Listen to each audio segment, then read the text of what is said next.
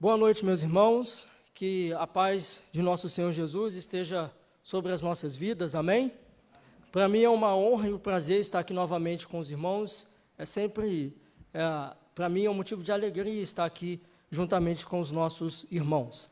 Quero convidar irmãos para que nós possamos estar meditando na palavra de Deus nessa noite, estarem abrindo as suas Bíblias em Salmos, de número 20,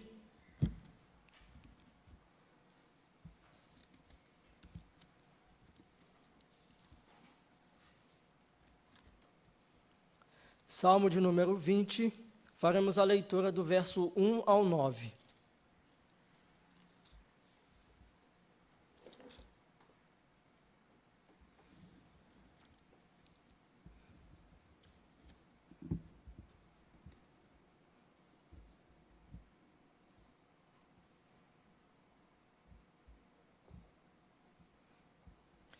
Bem, o texto, ele nos diz assim: O Senhor te responda no dia da tribulação.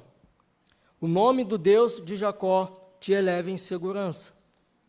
Do seu santuário te envie socorro, e desde Sião te sustenha. Lembre-se de todas as tuas ofertas e de manjares, e aceite os teus holocaustos. Conceda-te segundo o teu coração, e realize todos os seus desígnios. Celebraremos com júbilo a tua vitória, e em nome do nosso Deus, hastearemos pendões. Satisfaça o Senhor a todos os teus votos. Agora sei que o Senhor salva o seu ungido. Ele lhe responderá no seu santo céu, com a vitoriosa força de sua destra. Uns confiam em carros, outros em cavalos. Nós, porém, nos gloriaremos em o nome do Senhor, nosso Deus.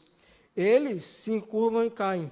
Nós, porém, nos levantamos e nos mantemos de pé. Ó Senhor, dá vitória ao Rei, responde-nos quando clamarmos. Que Deus, meus irmãos, nos abençoe com a sua palavra. Meus irmãos, este salmo, ele geralmente, ou costumeiramente, ele era entoado quando o rei estava para liderar uma batalha. O povo, então, levantava uma intercessão em favor do rei, para que o rei ele tivesse o sucesso na batalha. E se nós olharmos o Antigo Testamento, isso era muito comum. Os israelitas constantemente estavam em guerra com as nações vizinhas. Então, quando o rei ia liderar uma batalha, quando o rei estava à frente de uma batalha, o povo, então, levantava uma oração de intercessão a favor do rei. Alguns sugerem que esse salmo foi escrito ou redigido pelo rei Davi, mas outros acreditam que não foi o rei Davi quem escreveu, mas foi escrito em favor do rei. Foi escrito para mostrar que o povo estava orando pelo rei no momento em que ele fosse liderar uma batalha.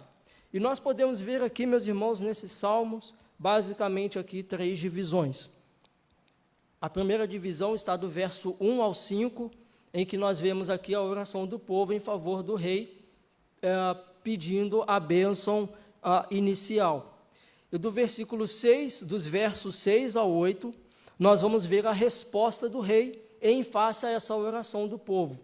E aqui no verso 9, nós podemos ver aqui a intercessão do povo novamente em favor do rei. Então, meus irmãos, esse salmo que nós lemos, o estilo desse salmo é uma oração de sucesso, do rei na batalha. Esse salmo é uma expressão de fé, um cântico de confiança no poder de Deus para proteger o rei na sua batalha e para que o rei tivesse a vitória. Porque, meus irmãos, se o rei falhasse na batalha, o povo também falhava. E se o rei tivesse sucesso na batalha, o povo também teria sucesso. Então, o povo intercedia ao rei para que ele tivesse vitória. Então, nessa noite, meus irmãos, nós iremos falar sobre as nossas tribulações e o auxílio divino nas adversidades da vida. Falaremos, então, nessa noite sobre isso. Então, nós podemos ver que este salmo é um modelo que o povo de Deus deve fazer. Este salmo é um modelo em que o povo de Deus deve fazer, principalmente nos seus momentos de dificuldade, nos seus momentos de aflições. Nós não pegamos em armas, nós não vamos à guerra contra uma nação vizinha, nós não guerreamos, né, contra outro povo. Mas nós também passamos por batalhas, nós também enfrentamos adversidades. E geralmente nós enfrentamos adversidades em 3 áreas das nossas vidas. Nós batalhamos contra Satanás, lutamos contra o diabo, lutamos contra as tentações do diabo. Nós enfrentamos a batalha ideológica e cultural. Constantemente a ideologia, o sistema mundano ataca as famílias, ataca o valor bíblico, ataca a nossa fé. Novelas, filmes, a cultura em si ataca aquilo que a palavra de Deus diz que é a verdade.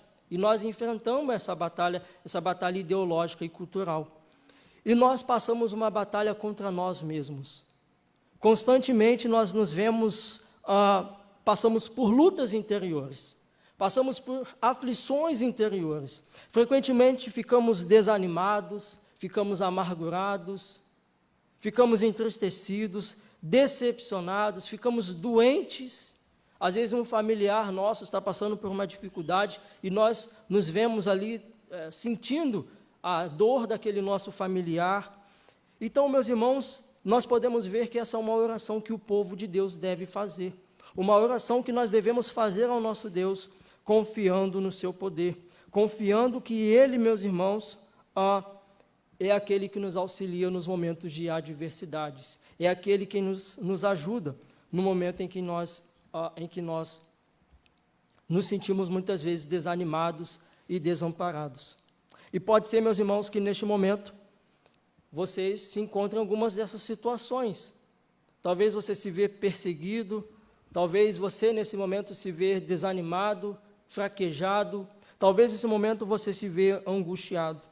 E por isso, meus irmãos, nós veremos nessa noite 6 lições que nós podemos aprender com esta oração do povo em face à diversidade. Nós veremos aqui, então, 6 lições, 6 princípios que nós podemos aplicar à nossa vida. A primeira lição que nós podemos aprender com essa oração do povo em favor do rei está nos versos 1 e 2, que em nossas tribulações devemos sempre suplicar pelo auxílio divino em oração, porque, meus irmãos, é do alto céu que nós recebemos o nosso socorro. É do alto céu que Deus pode enviar o seu socorro.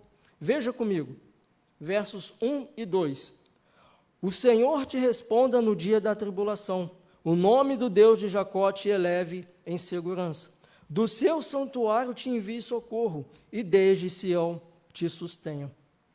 Então, esses versos, meus irmãos, eles começam com um pedido especial em favor do rei. São orações, como nós acabamos de ver, feitas a favor do rei, para que ele tivesse quando a palavra diz aqui, no dia da tribulação, está fazendo referência à guerra que o rei poderia estar passando ou iria enfrentar naquele momento.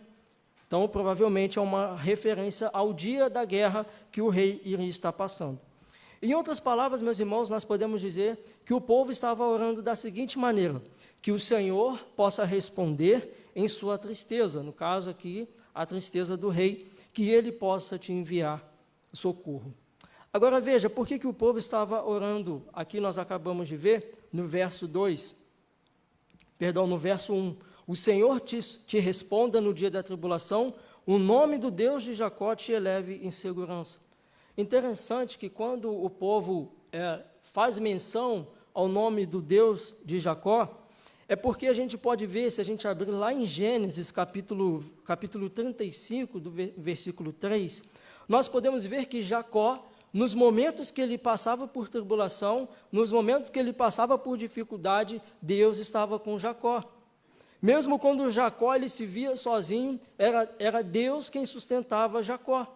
Era Deus quem guiava Jacó pelos seus caminhos e dava livramento a Jacó. Então o povo vai dizer: o Senhor te responda no dia da tribulação, o nome do Deus de Jacó te eleve em segurança. Talvez, meus irmãos, como nós acabamos de ver, o rei estava passando por um momento de tribulação. E talvez, meus irmãos, nós estamos, nesse momento, passando por dificuldades, estamos passando por aflições, perseguições, calúnias, tentações, estamos nos vendo aí presos aí em toda sorte de males. Situações em nossas vidas que nós já não vemos mais resposta, que nós já vemos, já dissemos, já não sei mais o que fazer. Nós olhamos para as adversidades e às vezes nós dizemos, agora eu vou entregar os pontos, agora eu vou chutar o balde, porque nós já não aguentamos mais, não vemos mais saída. E talvez, meus irmãos, por algum bom tempo, você já esteja passando por essas tribulações, nós estejamos passando por isso. E eu quero fazer uma aplicação, meus irmãos, nesse texto que nós lemos, para a nossa reflexão. A primeira aplicação, meus irmãos, que eu quero fazer nessa noite é por maiores, meus irmãos, ou maiores ou menores que sejam as nossas adversidades, ou em tempo de angústia, a melhor pergunta a ser feita é: qual é a nossa reação quando nós estamos diferente a uma batalha? Qual é a nossa atitude quando nós estamos num momento de adversidade? O que nós fazemos, meus irmãos, quando nós nos sentimos angustiados? Qual é a resposta que nós damos aos Golias que se levantam contra as nossas vidas? Qual é a atitude que nós tomamos? Veja que no final do seu ministério, Jesus ele disse para os seus discípulos que eles teriam aflições. Jesus não disse para os seus discípulos que a caminhada deles seria fácil. Jesus não disse para os seus discípulos que a caminhada deles seria um mar de rosas, que tudo o que eles iriam fazer ia dar tudo certo. Não foi isso que Jesus disse para os seus discípulos. Ele disse, no mundo tereis aflições, mas Jesus deixou uma palavra de esperança, mas tenham bom ânimo, porque eu venci o mundo. Em Romanos capítulo 8, versículo 18, o apóstolo Paulo vai dizer algo muito interessante. Ele diz, porque para mim tenho por certo que os sofrimentos do tempo presente não podem ser comparados com a glória que há de ser reveladas.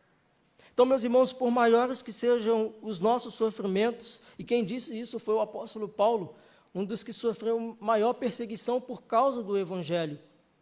E ele disse que os sofrimentos do tempo presente não podem ser comparados com a glória que há de ser revelada. E essa deve ser a nossa maior esperança.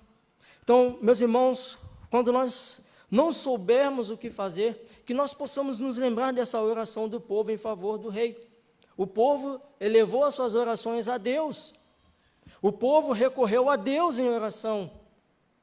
O povo não recorreu à sua astúcia ou à força do rei. O povo recorreu diretamente a Deus e pediu o auxílio do Senhor. E veja que é do santuário, é do alto céu que vem o nosso socorro. O nosso socorro, meus irmãos, simplesmente não vem das coisas dessa terra, mas o nosso socorro, como o povo, a oração nos diz no verso 2, do seu santuário te envie socorro e desde Sião te sustenha. Que do santuário, meus irmãos, do seu alto céu, o Senhor possa enviar o socorro para as nossas vidas. Do alto céu, Ele possa enviar a resposta para as nossas orações. Que do alto céu, meus irmãos, o refrigério, a presença do Espírito Santo possa estar sobre as nossas vidas e nos guiando nos momentos de adversidades. E a segunda lição que nós aprendemos com essa oração do povo está nos versos 3 e 4, que é Deus se agrada do sacrifício correto. Deus, Ele se agrada do sacrifício correto. Veja, verso 3 e 4. Lembre-se de todas as tuas ofertas de manjares e aceite os teus holocaustos. Conceda-te segundo o teu coração e realize todos os seus desígnios. Até aí, verso 3 e 4. Veja que no verso 3, esse verso 3, quando a oração diz, lembre-se de todas as tuas ofertas de manjares, aqui essa oração pode estar fazendo uma referência a ofertas passadas ou a ofertas presentes. Por que ou a ofertas passadas ou a presentes? Se nós olharmos lá em Levítico, nós vamos ver que já é estabelecido a forma como o povo deveria oferecer sacrifício a Deus. Então, Deus ele deixou uma série de prescrições ao povo de como deveria se oferecer sacrifício. Está em Levítico, do capítulo 1 ao capítulo 7, então os irmãos podem ver a forma como Deus instituiu o sacrifício. Mas ela pode ser também uma referência a sacrifícios presentes, porque quando o povo, ou quando o rei ia à guerra, o povo ia oferecendo sacrifício a Deus. O povo, ele fazia, antes da guerra, antes da batalha, o povo oferecia sacrifício a Deus. Se nós abrirmos lá em 1 Samuel, capítulo 7, versículo 9, nós podemos ver que quando o filisteu vai ao encontro do povo, nós vamos ver que Samuel sacrificou um cordeiro em holocausto, quando o povo estava indo à guerra contra os filisteus. E nós vamos ver também que Saul, de forma indevida, lá em 1 Samuel, capítulo 13, do versículo 9 ao 12, Saul oferece um sacrifício de forma indevida. De toda e qualquer forma, nós podemos ver que era um costume do povo, quando ele ia para as batalhas, eles ofereciam sacrifício a Deus. Mas veja, meus irmãos, em razão desses sacrifícios, ou tanto do passado ou como do presente, Deus poderia aceitá-los e conceder o desejo do coração do rei. Em razão desse sacrifício que o povo oferecia a Deus, Deus poderia então conceder ali os desejos do coração do rei. Mas presta atenção, meus irmãos, que esse desejo do coração do rei não era um desejo qualquer. Não era um desejo pelas suas paixões ou pelas suas ambições pessoais. Não era para que Deus simplesmente satisfizesse o desejo mundano do rei. Mas era para que a campanha militar encampada pelo rei fosse vencida. Ou seja, a vitória na batalha. Então o povo ora pedindo para que Deus concedesse o desejo do coração do rei e realizasse todos os seus desígnios. E definitivamente, meus irmãos, Deus aceitou o sacrifício do povo e concedeu vitória ao rei.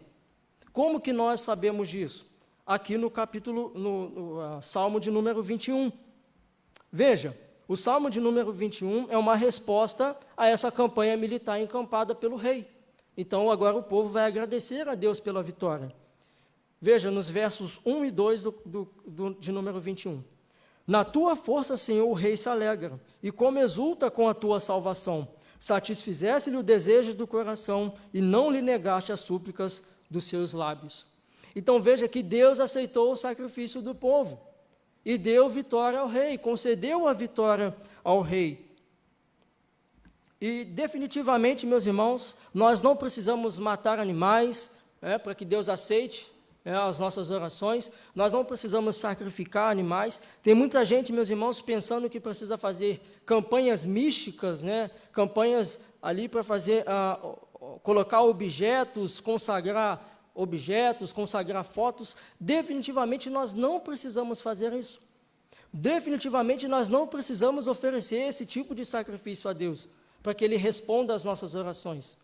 Nós não precisamos virar a noite toda em oração, a noite toda. Nós não precisamos de fazer nada disso para que Deus aceite ou conceda os desejos dos nossos corações.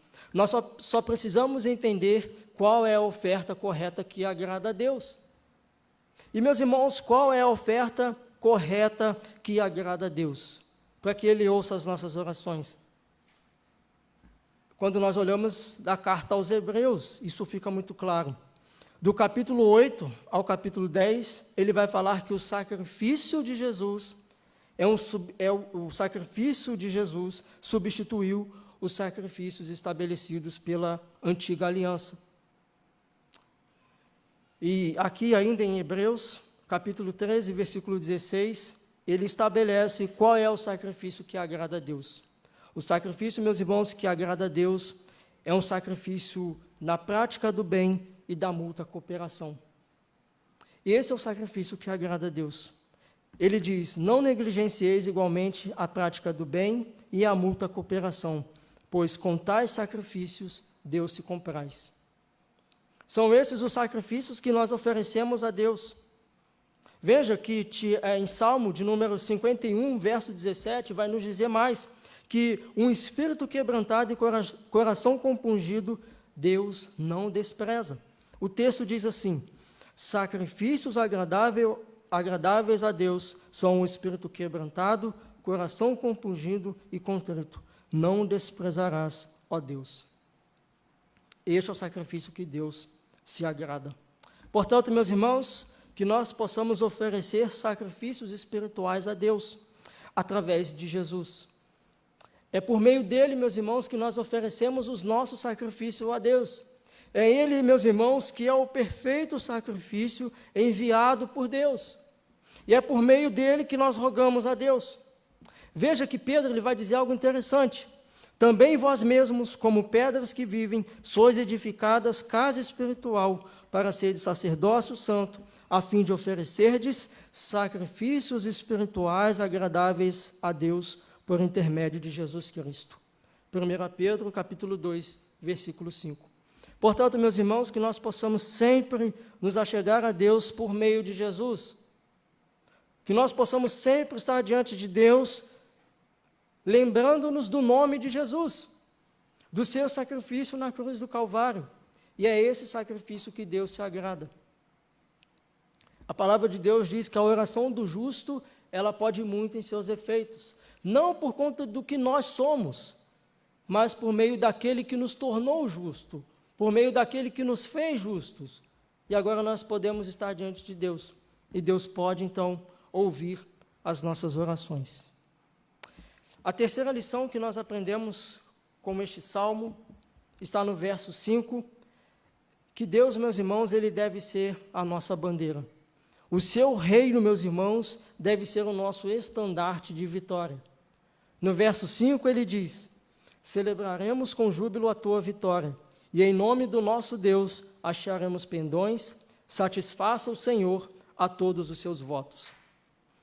Meus irmãos, aqui nós podemos ver que três desejos são expressos aqui. O primeiro desejo do povo era de celebrar ao Senhor com júbilo.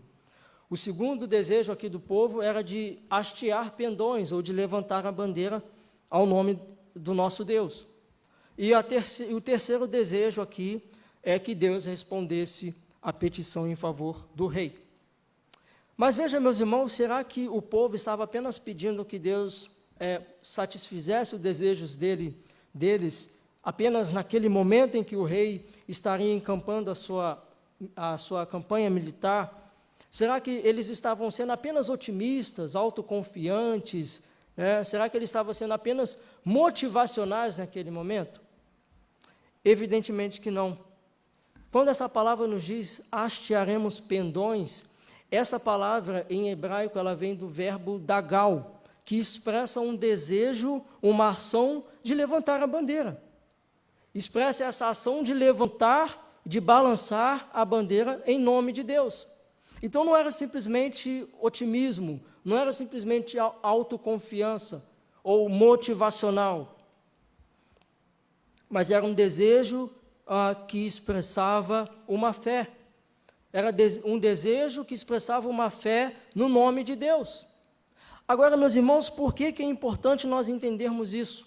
Por que o povo estava dizendo que levantaria e hastearia pendões em nome do Deus de Israel? Como nós acabamos de ver, o povo de Israel, por muitas vezes, eles enfrentavam batalhas contra uma nação vizinha, contra um povo vizinho. E quando, meus irmãos, o povo de Israel, ou a nação que perdia a batalha, o Deus daquela nação era elevado, era tido como o Deus maior ou mais poderoso. Então, quando o povo de Israel ia para a batalha, e quando eles perdiam aquela batalha, o povo de Israel acreditava que o Deus daquela nação era mais forte do que o Deus de Israel. Então, eles se sujeitavam àquela nação que havia ganhado a batalha. E constantemente, meus irmãos, esta é a luta de Deus com o povo de Israel. Deus, ele por muitas vezes, ele mostra para o povo que ele é o único Deus, que não existe outro Deus. Mesmo que eles perdessem a batalha, não existia outro Deus, que ele era o único Deus. Nós podemos ver isso muito bem em Isaías capítulo 44, do versos 1 ao 8. Quando Deus vai dizer para o povo: há outro Deus além de mim? não há rocha, não há outra rocha que eu conheça. Então Deus está mostrando para o povo que não existe outro Deus. Deus está mostrando para o povo que existe apenas o Deus de Israel, que Ele é o único que fez os céus, Ele é o único que fez a terra, é Ele quem fez os mares, foi Ele quem estabeleceu o mundo e tudo que existe. Então veja por que é interessante quando o povo diz que celebraremos com júbilo a tua vitória, em nome do nosso Deus acharemos pendões. O povo está mostrando que o Deus de Israel é o único Deus, que o nome do Deus de Israel é a bandeira deles, e que não existe outro Deus. É isso que o povo está mostrando para os seus inimigos, que Ele é o único Deus e que não existe outro Deus além dele. E veja, meus irmãos, que nós podemos ver que a bandeira, ela serve como uma identificação. Cada nação, cada povo, ela tem a sua bandeira, as suas cores, os seus desenhos. Então, a bandeira, ela serve para explicar algo, ou um movimento, ou um país, ou uma comunidade. Então, a bandeira, ela serve para identificar algo. E aqui nós podemos ver exatamente isso, que o povo está dizendo que a bandeira deles é o Deus de Israel, que a única bandeira deles é o Deus, o único que criou todas as coisas. E, infelizmente, meus irmãos, muitos têm hasteado outras bandeiras. Não a bandeira do Evangelho, não a bandeira do reino de Deus, não a bandeira do Deus único de Israel. Já levantaram outras bandeiras em vez da bandeira do único Deus. E que nós possamos, meus irmãos, mesmo diante do inimigo, mesmo diante da força do inimigo e do seu poder, que nós possamos levantar a bandeira do Deus de Israel, que nós possamos levantar a bandeira do Evangelho do reino de Deus. Ainda que o mundo, meus irmãos, esteja relativizado, ainda que, meus irmãos, o mundo esteja indo por uma direção, ainda que o mundo diga que nós estamos vivendo um novo normal, que nós possamos sempre levantar a bandeira do Evangelho, que nós possamos sempre hastear a bandeira do Evangelho do reino de Deus. E eu aplico dizendo, o meu desejo é que nós possamos fazer como Moisés diante de Ameleque. Ele disse em Êxodo capítulo 17, versículo 15, ele disse, o Senhor é a minha bandeira. Que nós possamos levantar essa bandeira em nossos lares, que nós possamos levantar essa bandeira em nossa família, que nós possamos levantar essa bandeira em nosso meio, a bandeira do Evangelho do reino de Deus. Ainda que sejamos perseguidos, caluniados, difamados, que possamos sempre, meus irmãos, levantar a bandeira do Evangelho do reino de Deus. A quarta lição, meus irmãos, e já caminhando para o fim, que nós aprendemos com esta lição, está no verso 6. Será, meus irmãos, que ainda apenas conhecemos a Deus só de ouvir falar? Veja que o povo disse, agora sei que o Senhor salva o seu ungido, e ele lhe responderá no seu santo céu com a vitoriosa força de sua destra. Veja que essa declaração, agora sei, ou era o rei Davi quem estava dizendo, ou era o povo na sua oração, em coletivo, né, no seu momento de intercessão. Mas, meus irmãos, tudo indica, né, que a partir do verso 6, tudo nos leva a indicar que quem fala aqui é o rei Davi. Quem está falando aqui no verso 6 é o próprio rei Davi. Mas veja que, de toda e qualquer forma, essa é uma declaração de fé no Deus de Israel. Essa é uma declaração de fé dizendo que é o Deus de Israel quem vence as suas batalhas. Agora sei que o Senhor salva o seu ungido, e ele lhe responderá do seu santo céu, com a vitoriosa força de sua destra. Nós vimos que no verso 2, né, o salmista, o texto nos diz que é do seu santuário, mas aqui no verso 6, ele diz que é do seu santo céu que vem o seu socorro. Mas eu quero chamar, meus irmãos, a sua declaração para isso que o povo disse, para que o rei Davi disse, agora sei. Todos nós conhecemos a história de Jó. Sabemos que Jó ele foi tentado, né? Deus permitiu que Satanás o tentasse, conhecemos muito bem essa história. E se nós olharmos lá em Jó, no capítulo 19,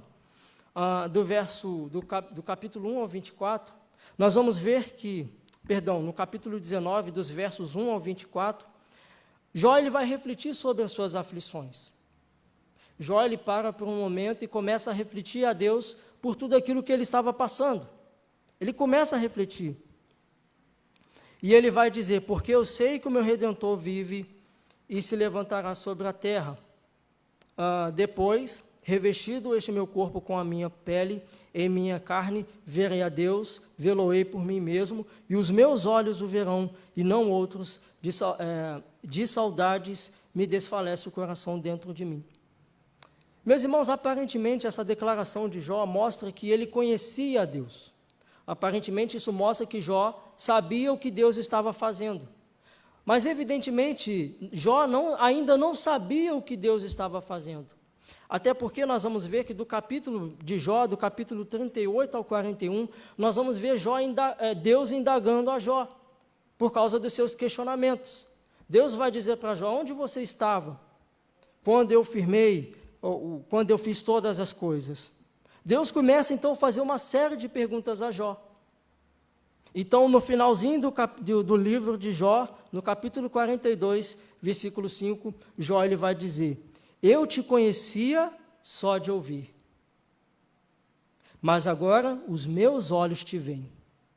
Aparentemente, parecia que Jó conhecia Deus, mas depois das indagações que Deus fez a Jó, ele começa a ver, agora eu te conhecia só de ouvir falar, mas agora meus olhos te veem. E sabe por que, meus irmãos, tem muita gente questionando a Deus nesse tempo de pandemia, dizendo que se Deus realmente existisse, a pandemia não estaria acontecendo, essas aflições ou outras tragédias não estariam acontecendo? É porque ainda conhecem a Deus só de ouvir falar. Sabe por que, meus irmãos, ainda tem muita gente que se desesperam amargamente e profundamente com situações, com as aflições, com as angústias, com as lutas da vida? Porque conhecem a Deus só de ouvir falar. Porque ainda não tiveram um relacionamento pessoal com Deus. Por isso que tem muita gente, meus irmãos, levados por toda sorte de doutrinas, enganado por toda sorte de falsos evangelhos, porque conhecem a Deus só de ouvir falar. E veja, meus irmãos, aqui que o povo vai dizer, agora sei que o Senhor salva o seu ungido.